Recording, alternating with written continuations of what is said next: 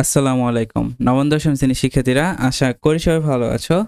M education অরিজিনের পক্ষ থেকে আমি তোমাদের আবির স্যার। আজকে আমি তোমাদের সাথে আলোচনা করব তোমাদের যে বই পড়া গদ্যটা আছে সেটার বহু নির্বাচনী প্রশ্ন এবং সৃজনশীল উত্তর নিয়ে। তো তোমাদের যারা এই গল্পটা পড়ো নাই, এই গল্পটা তোমরা সবার প্রথমে পড়বা।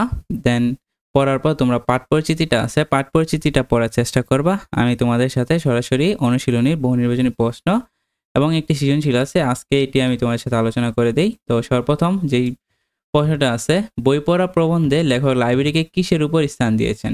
লাইব্রেরিকে কিসের উপর স্থান দিয়েছে বলো তো? লাইব্রেরিকে হাসপাতালের উপরে কি দিয়েছে? স্থান দিয়েছেন, ঠিক আছে? ওকে।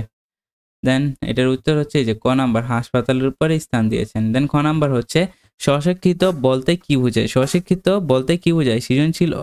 সৃজনশীলতা। দাঁড়াও, আমার হয়তো এখানে একটু ভুল হয়েছে। এই যে দেখো, এটার উত্তর হয়েছে কি, লাইব্রেরিকে লেখক স্কুল কলেজের উপর স্থান দিছে, ঠিক আছে? স্কুল কলেজের উপর। তারপর স্বশিক্ষিত বলতে কি বোঝায়? স্বশিক্ষিত বলতে বোঝায় সৃজনশীলতা অর্জন। স্বশিক্ষিত বলতে কি বোঝায়? সৃজনশীলতা অর্জন।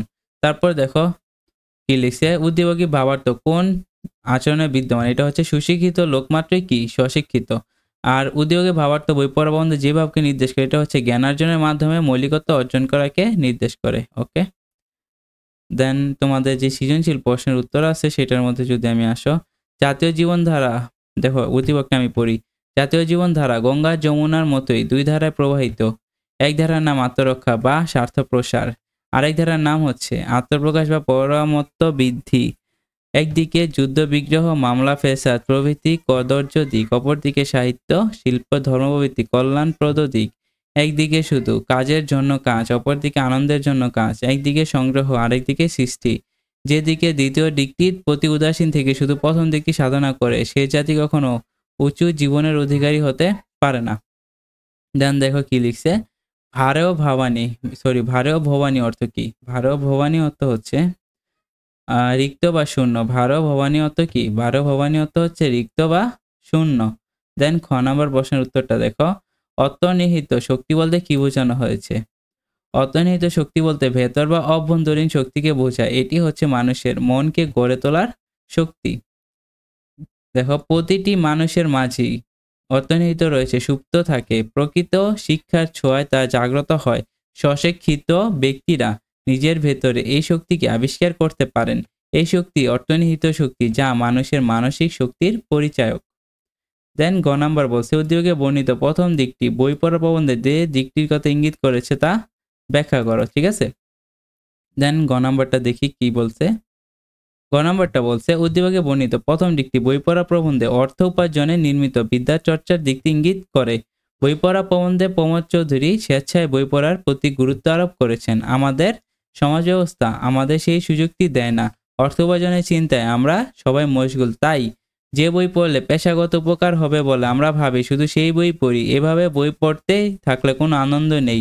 আর এই চর্চার ফলে জাতি হিসেবে আমরা হয়ে উঠেছি আত্মসার শূন্য, ঠিক আছে? তো উদ্দীপকে বলা হয়েছে, জাতীয় জীবনধারা গঙ্গা যমুনার মতো দুই ধারায় প্রবাহিত। একটি আত্মরক্ষা বা স্বার্থ প্রসার, অন্যটি আত্মপ্রকাশ বা পরমার্থ বৃদ্ধি। একটি কদর্য, অন্যটি কল্যাণের দিক। একদিকে কাজের জন্য কাজ, অন্যদিকে আনন্দের জন্য কাজ। বই পড়া প্রবন্ধে বর্ণিত অর্থ উপার্জনের জন্য এই বই পড়ার প্রবণতা মিল রয়েছে উদ্দীপকের বক্তব্যটির সঙ্গে।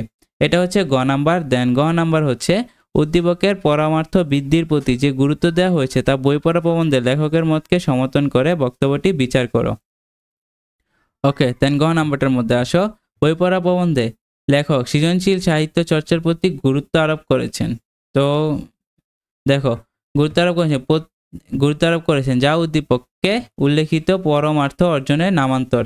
বই পড়া প্রবন্ধে লেখক প্রমোদ চৌধুরী তার প্রবন্ধে আমাদের পাঠ চর্চার প্রতি মনোযোগের সমালোচনা করেছেন। উদর পূর্তির জন্য কেবল গদ বাঁধা বই আমরা, এই কারণে জাতি হিসেবে আমরা নিরানন্দ ও নির্জীব হয়ে পড়েছি। মনের শক্তিকে আবিষ্কারের জন্য আমাদের প্রয়োজন স্বেচ্ছায় স্বচ্ছন্দ চিন্তে সাহিত্য চর্চা করা। নিয়মিত লাইব্রেরিতে গমনের মাধ্যমে এটি করা সম্ভব।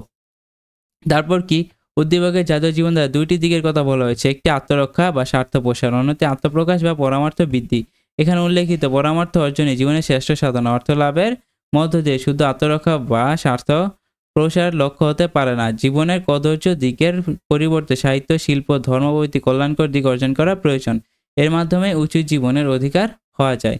জীবনে পরমার্থ অর্জনের মাধ্যম হচ্ছে বই। বই পড়া প্রবন্ধে সেই কথাই বলা হয়েছে। আমাদের শিক্ষিত শ্রেণী নিতান্ত বাধ্য না হলে বই পড়ে না। পড়ে না এতে উদারপূর্তি না বলে পরীক্ষায় পাশ করা শিক্ষিত হওয়ার এক কথা নয়। প্রকৃত শিক্ষিত হতে হলে জীবনে পরম সত্য বা পরমার্থ উপলব্ধি করতে হবে এবং তা অর্জন করতে হবে। শিক্ষিত হতে হলে মনের প্রসার দরকার। এই প্রসারের জন্য বই পড়া আবশ্যক। এই কারণে প্রমোদ চৌধুরী স্বতঃস্ফূর্তভাবে বই পড়ার প্রতি গুরুত্ব আরোপ করেছেন। তাই বলা যায় উদ্দীপকে পরমার্থ বৃদ্ধির প্রতি যে গুরুত্ব দেওয়া হয়েছে বই পড়া প্রবন্ধের লেখককে সমর্থন করে। তো শিক্ষার্থীরা, আজকে আমরা বই পড়া যেটা আছে এটার আমরা সৃজনশীল প্রশ্ন, বহু নির্বাচনী প্রশ্ন নিয়ে আলোচনা করলাম। পরবর্তী ক্লাসে আমরা অভাগীর স্বর্গ এই অধ্যায়টি নিয়ে আলোচনা করার চেষ্টা করবো। আজকের ভিডিওটি এই পর্যন্ত ছিল। ভালো লাগলে আমাদের চ্যানেলটি সাবস্ক্রাইব করে দিবা। আল্লাহ হাফেজ।